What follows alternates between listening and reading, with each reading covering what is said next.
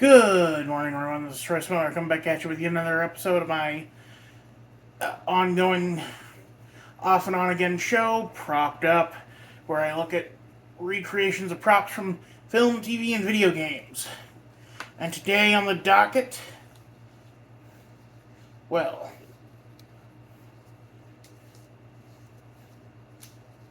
play your last pathetic card, Yugi. My grandpa's deck has no pathetic cards, Kaiba, but it does have the unstoppable Exodia. Exodia, obliterate. Yes, we're looking at something that is both a prop and a functioning piece of a game.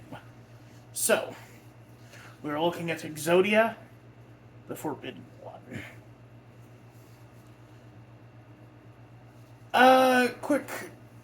Quick little crash course in the world of Yu-Gi-Oh! It is a... Oh lord, where to start with Yu-Gi-Oh? Okay, so it is a Japanese manga and anime about a boy named Yugi who is possessed by the spirit of an ancient pharaoh. And together they have to win at this card game called Duel Monsters. The reason why the Pharaoh is good at this game is because it's actually a recreation of an ancient pastime he used to do when he was alive, where warlocks, I guess, magicians, like powerful people would summon monsters, and that they were called shadow games because they would summon these creatures from the shadow realm, I guess. I don't know. Anyway, so then in the modern day, an eccentric billionaire named Maximilian Pegasus created a card game based around these ancient shadow duels. Now that does kind of not make a whole lot of sense given how some of the monsters are very clearly modern creatures. Like, for example, there's the Elemental Hero line, which are just superheroes. There's the Toontown line, which are just like cartoons. There's like a weird cyborg robot I remember in the first season that's like the favorite card of Tristan, who's like the worst character. Like not like that he's a bad person or a bad character or anything, just like he's nobody's favorite. Let's put it like that. Anyway, so Exodia is actually from the very first arc, I guess, of the series. Yugi and Joey are just two normal kids who enjoy playing card games together. And Yugi offhandedly mentions that his grandpa's got a special rare card, and the local asshole rich boy snob Seto Kaiba overhears and basically is like, a rare card. Could this be the fourth Blue Eyes White Dragon? Because he's got the other three. Spoilers. And so he goes to the card shop. He follows Yugi and his friends to the card shop to see the card. Finds out it is in fact the Blue Eyes. Offers Yugi's grandpa a bunch of money for it. Yugi's grandpa's like, no, I won this in a very special game with an archaeologist friend. Because, even though the Duel Monsters was created by a, 40-year-old man, 30 or 40-year-old man in his 20s, for some reason this old man was playing it with another old man on an archaeological dig in Egypt. Um, I don't know. There's a lot of weird stuff going on there. A lot of weird timeline stuff. Maybe they knew that it was based on the Shadow games, which is why they were interested in it. Anyway, but so then Kaiba challenges his Yugi's grandpa to a thing later that night, beats him, and then like, hey Yugi, come pick up your grandpa. I kicked his butt at card games, and now he's all depressed, or something like that. And then he rips up the fourth Blue Eyes in front of him, even though he won it in the game fair and square. I guess he just wanted it destroyed. I don't know. Why wouldn't he just keep it? Anyway, so then Yugi transforms from a shy 10-year-old boy to Yami Yugi, where the Pharaoh overtakes him and has a cool, deep voice, and is played by Dan Green, one of the most underrated voice actors of all time. Um, and then, and then like, and then he fights Kaiba, and Kaiba's like, draw your last pathetic card, Yugi, because he keeps kicking Yugi's butt through the whole thing, and Yugi's struggling, and he keeps drawing these useless pieces. But then he believes in the heart of the cards, and draws his last pathetic card, and he assembles. Hold on. Exodia, the Forbidden One, because, okay. So, Exodia, the Forbidden One, allow me to read this effect. Spellcaster effect. If you have right leg of the Forbidden One, left leg of the Forbidden One, right arm of the Forbidden One, and left arm of the Forbidden One, in addition to this card in your hand, you win the duel.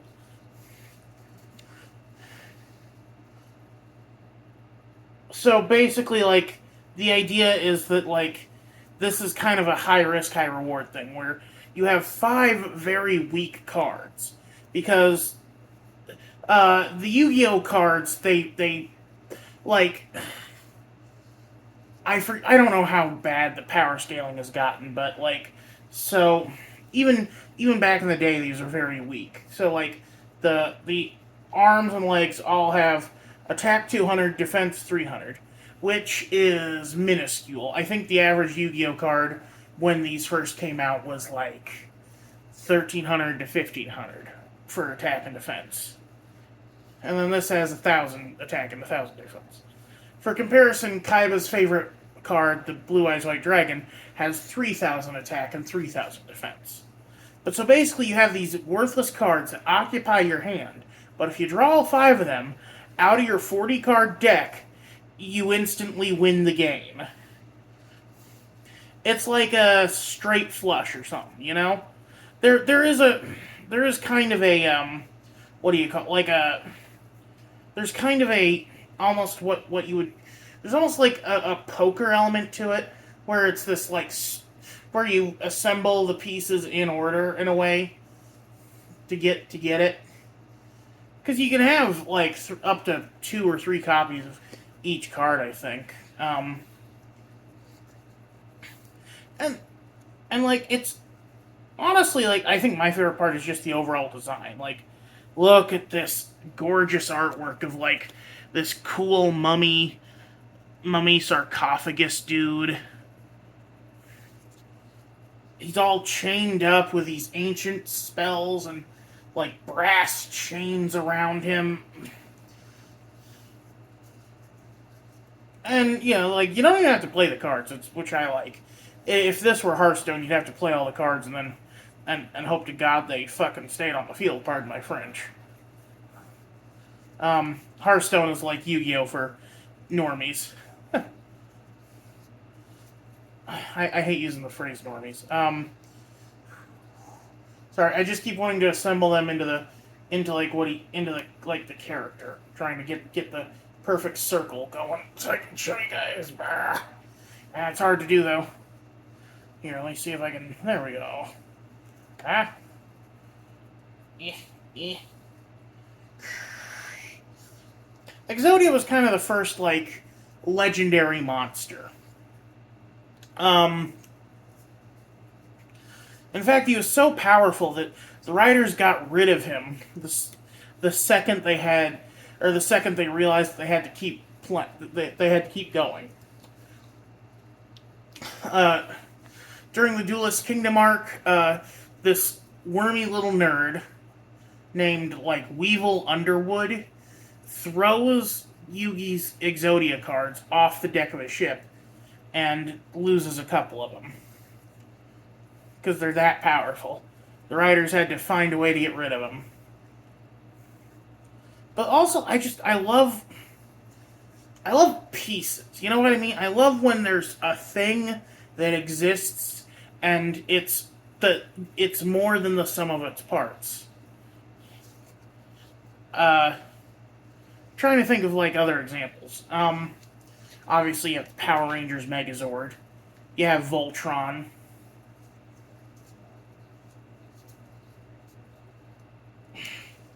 Um, oh, you actually have another example within the world of Yu-Gi-Oh! And some of you might recognize this from the thing I was doing earlier that I need to get back to eventually. But you have you have what do you call it? You have the Millennium Puzzle. The Millennium items are a series of artifacts that, when combined, grant the user untold power. In a way, they're kind of representative of Exodia, and I wonder if Exodia is supposed to be emblematic of the Millennium items, since he also has a bunch of like Egyptian-styled filigree on him. I also love the name Exodia. Like, obviously, it's a reference to Exodus, and I wonder if like, obviously, I can't prove this in any way without research, and even then it's probably not true, but I wonder if he's based on the 10th plague, the death of the firstborn. Like, because, Exodus is when Moses took the Jews from Egypt and to the Promised Land. And obviously this is the American name, this isn't the Japanese name, I don't know what the Japanese name is. But that would be a cool, like, coinciding thing. And a lot of people have made the joke about like, Moses being like, Pharaoh, let my people go, and then it's Atem, the ancient pharaoh who possesses Yugi, going, okay, but first you must duel me. There's a lot of weird stuff in like anime, specifically regarding that stuff too, because in Beyblade, the spinning top game, it's implied that Moses parted the Red Sea with a Beyblade, which is so dumb. And I know a lot of atheists out there are probably like, oh, and what, him banging a stick on the ground is much better? Well, that stick was empowered by the word of God. With this, you will do my miracles. It's a big part of the story. Didn't mention much about, having to assemble his own little metal top to spin around. Yeah, it's just a cool mummy dude, And design is such an important part of anything. Like, my favorite Yu-Gi-Oh card that's not in the show is the one called Cosmo Queen, because one, I got her with a Happy Meal in 2002, 2003, I forget when the Happy Meals had Yu-Gi-Oh cards in them. And I was so happy because, one, she was the most powerful card in the whole set. Two, she was a cool, like, space queen with like, long fingers.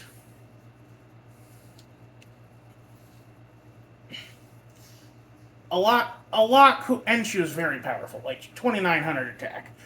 Like, literally just a spitting distance away from Blue Eyes White Dragon. There are so many cards that can increase attack by over 100 points that I could easily defeat Kaiba's Blue Eyes with my legendary space Cosmo Queen lady. I actually ended up losing it, but I did get a new copy a while back. Honestly, it's one of the oldest things I own now because I got it back because one of the things that's been in my possession the longest. because I got it back in like 2013. But this isn't about her. This is about Exodia.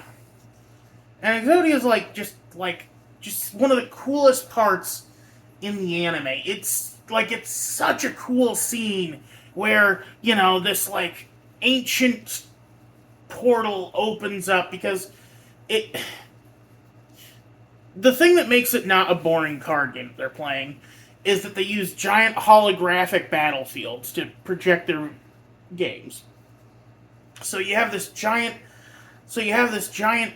sigil, almost looks like a pentagram, but it's not satanic, opening up, and you see these chained arms reaching out, and Kaiba's got all three of his blue eyes on the field, and he's just like, Exodia, that's not possible.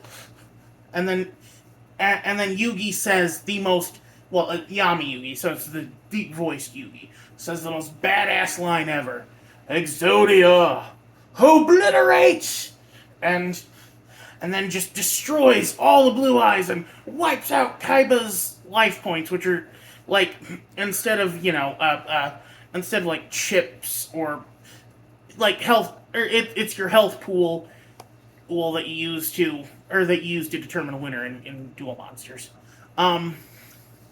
Just completely destroys him, and it's like, oh. And then Kaiba's like, I don't understand. How could you have done it?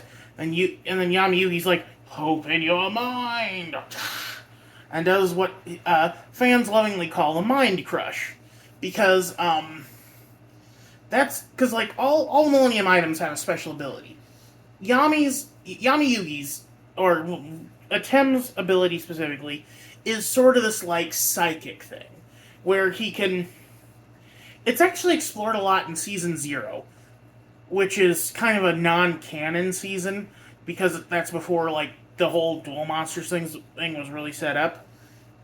But he's kind of this like almost like a trickster where he plays off your wants and desires and can destroy your mind using them.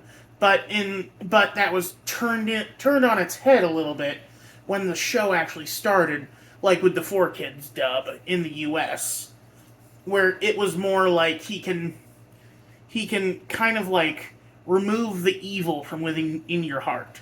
So he strips Kaiba of his evilness. And it kind of destroys Kaiba a little bit, because Kaiba is this selfish brat. He's a cruel, calculative, mastermind.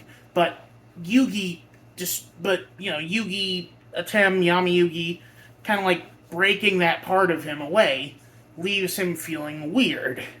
He can't process it.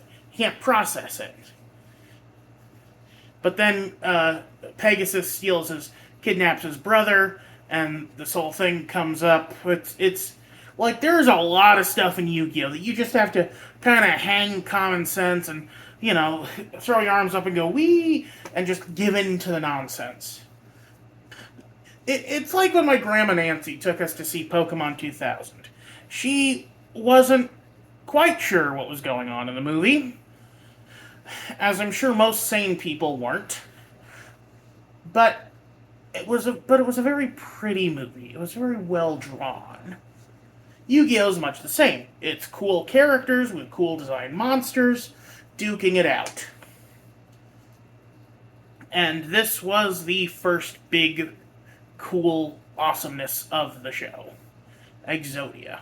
Sadly, never really seen again.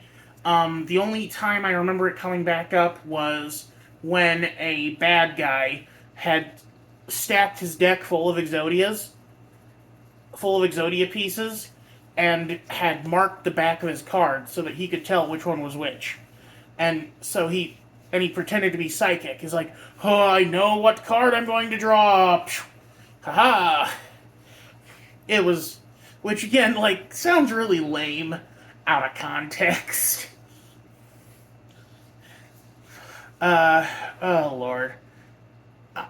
Remember, I haven't watched Yu-Gi-Oh! Since I was 10. So, like, this is all stuff buried deep in my head. Actually, here, let me show you something. This is a box my grandma Nancy made for me. She burned this lovely little, she carved a lovely little dragon into it with a wood burning kit, sun and moon, star, galaxy, a little wing, and a heart on the back. Actually, the heart might have been me. I'm not sure because that's pretty wonky. That might have been little me. And